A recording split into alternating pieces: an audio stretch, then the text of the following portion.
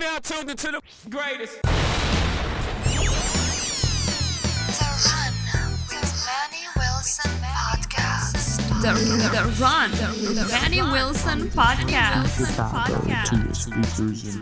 The best sports podcast there is. Yes, sir. What's up, everybody? Welcome back to The Run with me, Manny Wilson, all the way from Detroit to Chicago to your speakers and headphones.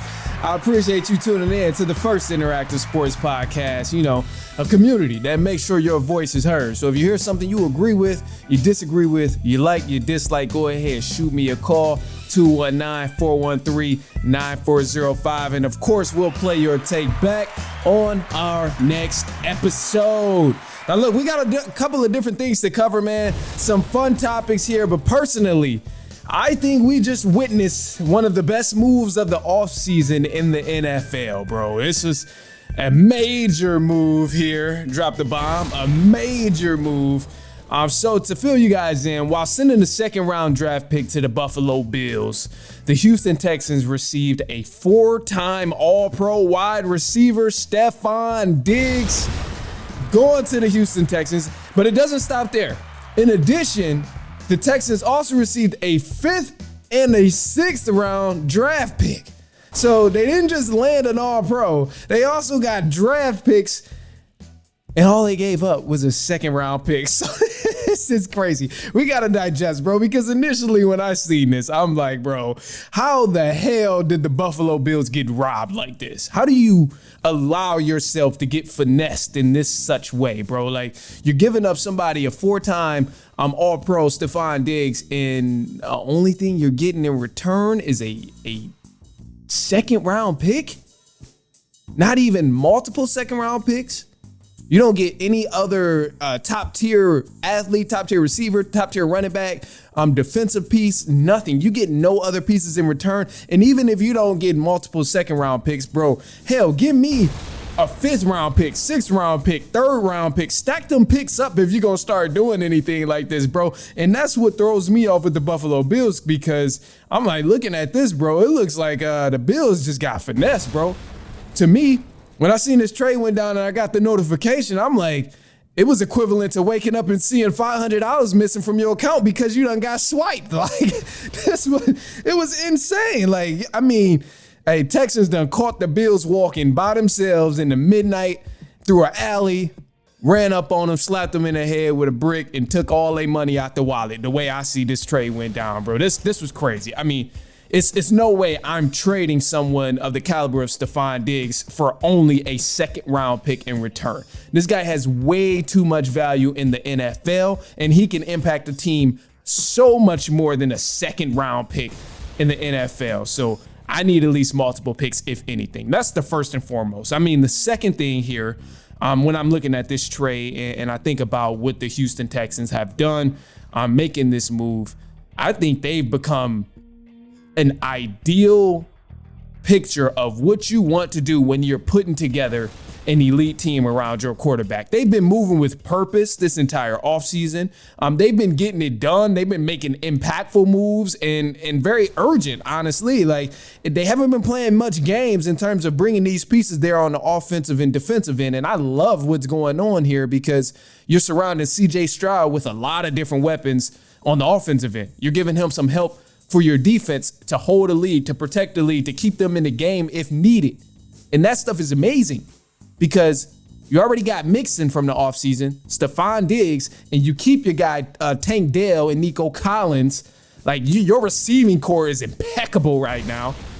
We know your quarterback is solid. He can throw the ball. He's very accurate. He makes smart decisions with the ball as well. I think he only threw like 1 interception in like 8 games. Don't quote me on that fact right there, but he didn't throw many interceptions at all during the height of the Texans in the back end of the season. So that's already a huge plus there. Then you look at the defensive end on the Texans. You got Jeff Okudah at the corner, Daniel Hunter coming on the line, Danico Autry coming on the line as well. Like, you got bro, they got some pieces around there, and they've been making a lot of moves. And, I'm proud of the Texans. And to me, they look like this is what you want to do when you're trying to flip your team all the way around and make them a legitimate contender. I mean, you add so much more value around CJ Stroud, and this is the epitome of how you build a team. So I want to give the Houston Texans an applaud for doing what they were supposed to do this offseason and really making some great moves after closing out last year, in a fashionable way. They kind of set a tone of what to expect for them, gave their team an identity, gave the fans a lot of hope. And that's amazing. So, after these moves, you can only help but to think if they'll win their division. The AFC North or AFC South, AFC South, it's going to be close, but if everything goes the way you expect it to go with the Houston Texans being healthy, with them playing just as well as they did, with the high morale and confidence that they played with at the end of last season, it's not even in negotiation if the Houston Texans will win this division. If they're healthy and they're still playing even half of what they were doing last season, they'll for sure win their division because, only thing stopping them right now from winning this division is the injuries. And that's always a key component. But with the Titans, I'm asleep on the Titans. I'm snoring right now. I'm not worried about the Titans at all. I know they made some moves in the offseason that was, minor, but I don't have confidence in the Titans at all. The Colts, there's something to worry about. Sometimes the Texans, they fall short to the Colts even when they're supposed to win. And we know the Colts have some great players. But, ultimately, I think those guys, Richardson and Pittman Jr., those two guys are going to make incredible plays throughout the season, but ultimately the Colts don't have enough to actually close out games that's going to be meaningful game after game and week after week in the NFL season. I have to see it in order to believe it, to really stand behind the Colts and think they can make something happen by winning this division. And outside of the Colts, the other serious threat is the Jaguars. Trevor Lawrence, he's known for making some stuff shake, but also the guy has been up and down with injuries. And with the Jaguars, they gotta really show me something too, because they've been fairly inconsistent over these past few years as well. So I think overall, when I'm looking at the Houston Texans, very good shape right now. Very, very, very great space to be in with the Houston Texans. And, ultimately, I'll put it this way. The Houston Texans are doing what people thought the Dallas Cowboys were going to do this offseason. You can count on one hand how many moves the Dallas Cowboys have made this entire offseason. I'm pretty sure it's been less than 5 moves they've made this entire offseason. Meanwhile, a team who's a smaller market than the Dallas Cowboys and still in Texas have been killing it, man. I think they spent the most money during free agency, then landed all these big names, multiple big names, as a matter of fact. So, man, got to give kudos and give credit where it's due with the Houston Texans. It'll be a very, very interesting season come August and, further on in the year. So, but look, we got some side notes here.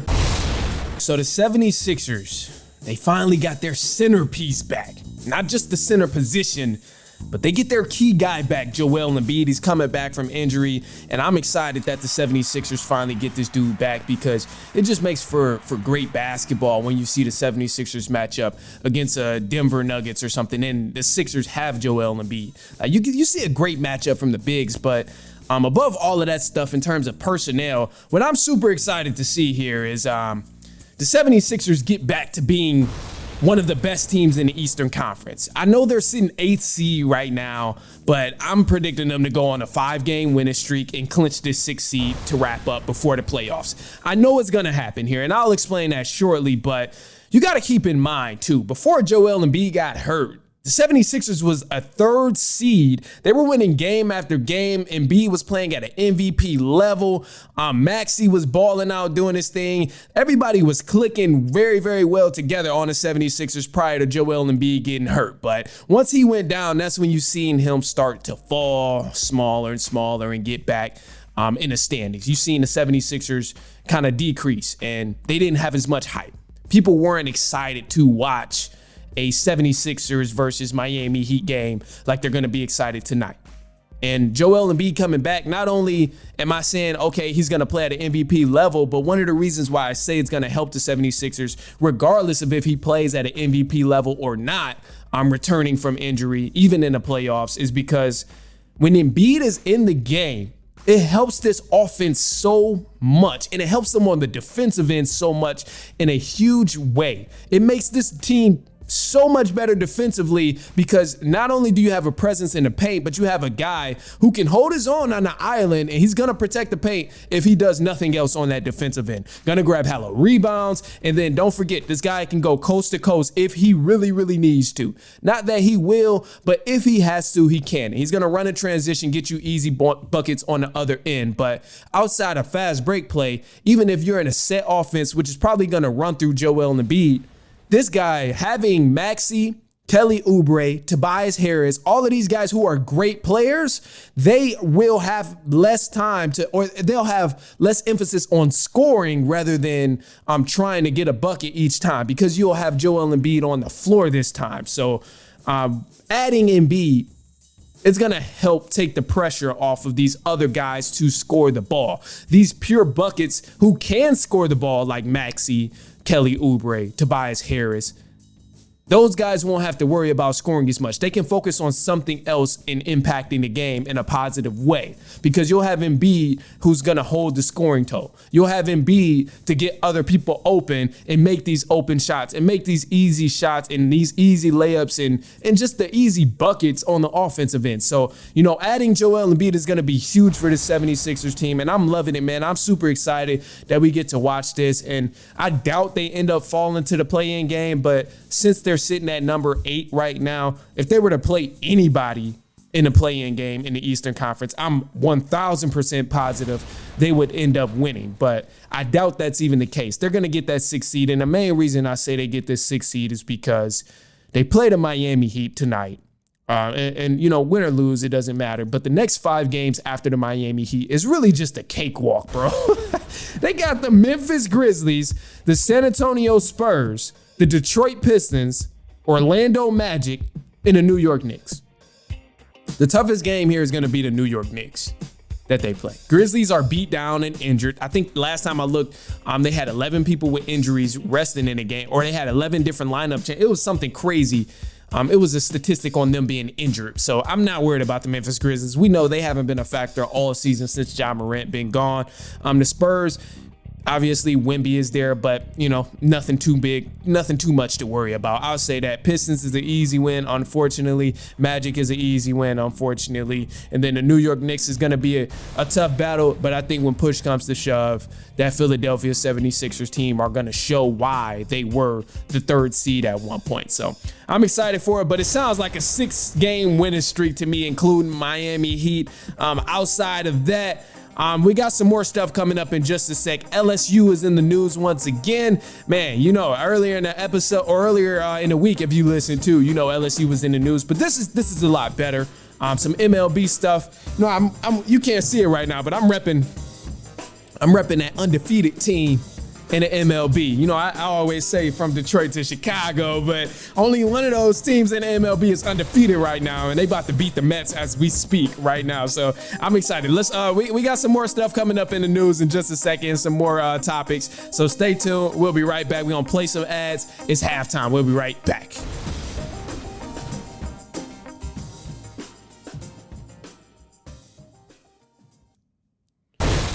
All right, and news for the run. Let's get into it. LSU's Angel Reese has officially declared for the WNBA draft. The WNBA draft will take place on April 15th in Brooklyn, and you can bet Angel Reese will definitely be a top pick in this draft. So super excited for her entering the draft. And the cool thing about this is she did it through Vogue. Vogue was actually the source that quoted her and put out images saying she's going to declare for the draft, because she did an interview with Vogue and they also took pictures. So it was so cool. It was like one of the coolest things I've seen for somebody declaring for the NBA draft or WNBA draft. It was super cool. Now, point guard from LSU's women's basketball, Haley Van Lith, has entered the transfer portal for the 2nd time in 2 straight seasons. Last year, she transferred to LSU from Louisville, and now she's looking for another school to finish out her senior year in college. So I don't know where else she can go, but hopefully she finds a home. But I didn't think LSU was a good fit for her either. We kind of seen her move away from the game we were used to seeing her play, which is kind of a scoring combo guard, but we didn't see much of that from her in LSU. And obviously she's a team player, so she adjusted well, but I don't know. It'd be interesting to see. Now, an unbelievable stat I have here. In just 67 games, the San Antonio Spurs' Victor Wembanyama has more blocks than 86% of all players in the NBA history. This is insane. And I say this is insane because Wemby hasn't even played his first full season of the NBA yet. Hasn't even played a full 82 games. This has only been 67 games, and yet this man is still under the age of 21.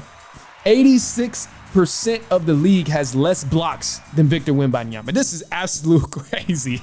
And this man he's on a trajectory of probably having the most blocks ever, because this is wild here. So some NBA legends, they're going to the Hall of Fame. Now, Vince Carter and Chauncey Billups, they've been elected into the Naismith Hall of Fame class of 2024. I'm loving this because these two guys were once my favorite as a child. Vince Carter was Mr. What was his nickname? Mr. Human Highlight, or no, Half Man, Half Amazing. That was his nickname, Half Man, Half Amazing. Chauncey Billups won my city a championship. Of course, man, one of my favorite ever because of that, but definitely well deserved that these guys are going to the Hall of Fame. It's 1000% deserved here. Now, the New York Knicks, Julius Randle, he will go through surgery, a season-ending surgery on his right shoulder after 2 months of rehab. Now, the Knicks are going to lose out on the forward for the rest of the season and the playoffs. And in the MLB, the Detroit Tigers, they're playing a doubleheader today against the New York Mets. The Tigers, they won the first game 1-0, and they're currently playing their second game that I think it looks like they're about to win. Last time I checked, they were winning, but they're playing this second game, and if they win this second game here, they will move to 7-0, which I'm planning on happening. So as far as the Tigers right now, hey, I got to celebrate these early wins because I don't know how long this will continue. They don't really have the star power over there, but they're a solid team. I just don't know how long this is going to continue. So I want to really, really celebrate it. But another hometown team who's been playing fairly well, the Chicago Cubs. They've had a great series against the Rockies. They swept the Rockies in the best of 3, and now they're going to prepare to take on the Los Angeles Dodgers on Friday. And the Cubs, if they beat the Dodgers in this series, I think that would be truly phenomenal because they've been looking very promising. And what we've seen so far is dominance in the pitching area. We've seen Emanage. He had a great game against the Rockies. And we also seen Ben Brown. He went off against the Rockies as well. He had a monster night. I think he threw for 6 strikeouts, 2 runs. He did his thing as well. And then Cody Bellinger has been playing good, getting some nice hits also. So, this is cool, and I'm glad we've been beating these teams, and these are definitely early wins that you need because if you're going to be a playoff team, you have to capitalize on the easy wins that's granted to you. You got to be able to beat these bad teams no matter when you're playing them in the season. So if you're not going to be super spectacular, you got to at least capitalize on the easy win. But something I am curious about, and I'm hoping to see is, if the Cubs are able to win these big games, because coming up in the schedule, they have some tough games happening. Like I mentioned, they're going to be playing the Dodgers in this upcoming series. And the Dodgers, we know they've been balling out. I was looking at the statistics, bro. The Dodgers, I think in RBIs, they got 3 players leading the league in RBIs right now. And I'm going to fact check that as well because I do want to make sure I get you the correct information. But the Dodgers, we know what kind of powerhouse they are right now. They got a lot of hype, with the pieces they have, the pitchers, the hitters, like the defense. We know what kind of game the Dodgers are going to bring when you play them. So if the Cubs can hold their own against the Dodgers and beat the Dodgers, that's going to be huge. That's going to be huge, and that's going to take them a far, far way in terms of team morale and probably even being better than what they could have thought they were going to be. So As far as that, they're leading the Dodgers. They're leading in hits. I'm fact checking that. They're leading in hits, not RBIs. But you got Mookie Betts, Will Smith, and then Freddie Freeman all leading the league in hits right now. So it'll be a tough series, but we also get to see Imanaga versus Yamamoto. Man, these names be killing me sometimes, but we also get to see a hell of a pitching duel between, the Cubs and the Dodgers in this series. So they got 3 games. I'm excited for it. I'm hoping the Cubs come out here and show they behind because the Dodgers is a powerhouse. And if you can get a win over the Dodgers, that's going to be huge. I'd love to see it. All right, now look, man, a couple other things here. I want to slide over back to the Knicks, man, because the New York Knicks, obviously, this is tragic news for them, hearing about Julius Randle being out for the season. It's a huge hit on the Knicks. But, to me, when I seen this news, I'm like, oh, man, damn, Julius Randle, he's not going to be playing. But this wasn't a make or break type of thing for the New York Knicks. Julius Randle being out for the New York Knicks, going to get surgery, this was not a make or break type of deal for the New York Knicks to go on a playoffs run or to really go win a championship, because let's be honest with each other right here, bro. This is a safe space. I promise you, you don't have to worry about being judged. But I'm going to tell you right now, the New York Knicks, we're not going to the finals either way it goes. The New York Knicks, we're not going to the conference finals either way it went. Whether Julius Randle was healthy or unhealthy, it does not matter. They're just not that good when you match them up against all the other teams. And they have some great players. They play great basketball. But ultimately, I'm going to trust about 3 or 4 other teams in the Eastern Conference to beat them if they play in a 7-game series. Like I mentioned, the Knicks are sitting at number 6 right now, which is probably going to fall down to number 8. Meaning they'll have to have a play-in game against the Pacers or the Miami Heat, which is going to be tough. And no matter what the Heat look like in a regular season, we always see what the Miami Heat do in the playoffs. They go to the finals. They win these ball games that people underestimate them in. They constantly perform in the postseason when people don't expect them to actually play good. So if I'm choosing between the Knicks and the Miami Heat, I'm going with the Miami Heat to win this thing. The Knicks and the 76ers, the 76ers to win this thing. The Knicks and the Boston Celtics, the Celtics to win. The Knicks and the Milwaukee Bucks, I'm going for the Bucks to win. This is just like when you stagger these teams next to each other, even though Randle is a key piece for the New York Knicks, he doesn't make that much of a damn impact because he's good. He can score in a nasty way sometimes, from the free throw line a lot of times. But ultimately, it's not going to open up a free-flowing offense because you know who it's going to take shots away from? It's going to take shots away from Jalen Brunson because we know Julius Randle shoots some dumbass shots. Let's be honest with each other. This is a safe space. It's going to take away some shots from Josh Hart, and Josh Hart has been playing out of this world. It's going to take away shots from DiVincenzo, and then what's my man's name too? OG. It's going to take shots away from OG as well, and Anunoby. He needs his shots, and he's been playing good as well. So the way the Knicks have been looking lately, I trust the Knicks like this to have a better run without Julius Randle than with Julius Randle, if it's up to me, because I don't know why Julius Randle has too much damn hype. He's probably the most overhyped superstar in the NBA right now. And I don't even know why I say superstar. He's not a damn superstar by definition or even by logic. This sounds crucial. And I'm not trying to cut up on the man. I hope he get his surgery. I hope it's successful. I hope it's a great surgery. But he's just an overhyped all-star, an overhyped star. And I think it's mainly because he plays for this big team and plays for a big market like the New York Knicks. He's not bad. He's not terrible. But he's also not hyped up to be one of the best forwards in the league like people make him seem like he is. And that's not the case at all. With or without Julius Randle, the Knicks were going to fall short. If you have Julius Randle, I don't think the New York Knicks fans would really like it, because even if you remember early on in the season, they were talking about, oh, we need to trade Julius Randle. And I was a firm believer. I've been saying this since they got the man over there. After year 2, I've been saying they need to trade Julius Randle. So when I see Knicks fans who put this man on a pedestal saying, oh, we need to trade Julius Randle, something tells me that, oh, yeah, this guy definitely doesn't have that it factor that y'all thought he had. New York Knicks, either way it goes, your season is not going to end in a spectacular fashion.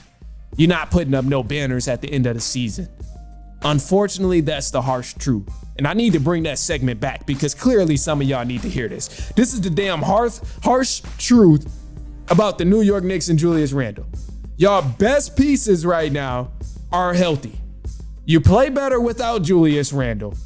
You got everything you need in terms of personnel to go on a playoff run right now. And if you really want to get over that hump with the New York Knicks and if you're trying to get further and further in the playoffs, you know what you need to do? You need to trade Julius Randle, get him the hell out of New York, send his ass to Sacramento, send his ass to Charlotte, send his ass to wherever, to the G League, get some pieces and bring somebody who's going to truly be an asset to your team, because Julius Randle is not that guy at all.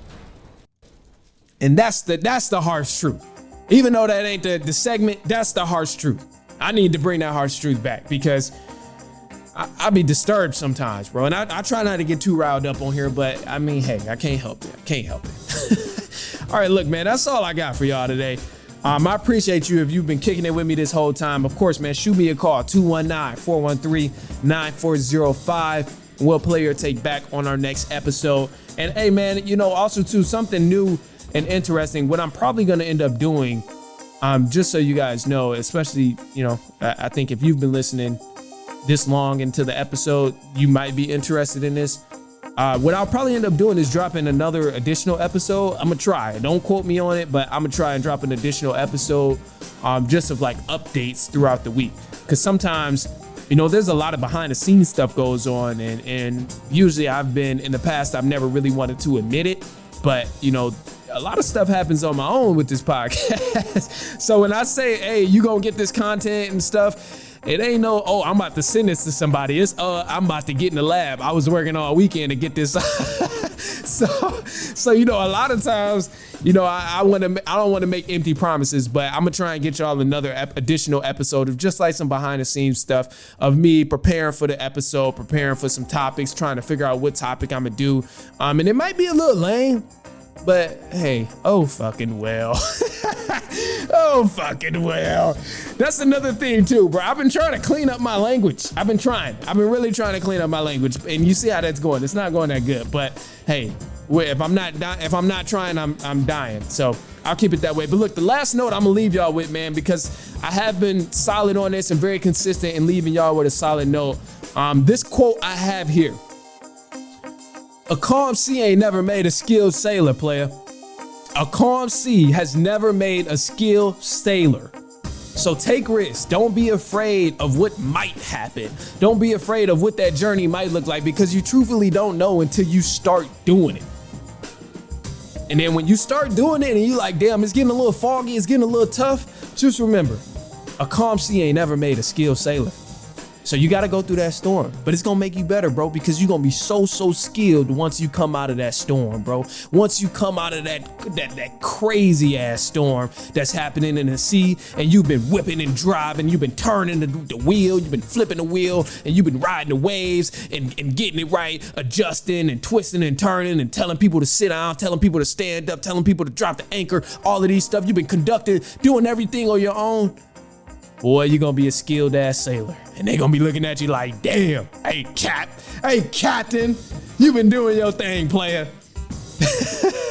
All right, that's all I got, man. Hey, I appreciate you for hanging with me. Send this to a cousin, a brother, an aunt, an uncle, a niece, a nephew, a co-worker. I say goodbye to y'all about 15 times, and I'm starting to realize that that's my toxic trait. Follow me on Instagram at The Run Podcast. You can follow my personal as well at I am Manny Wilson. Until then, we will see y'all later on next week, and so on and so on and so on.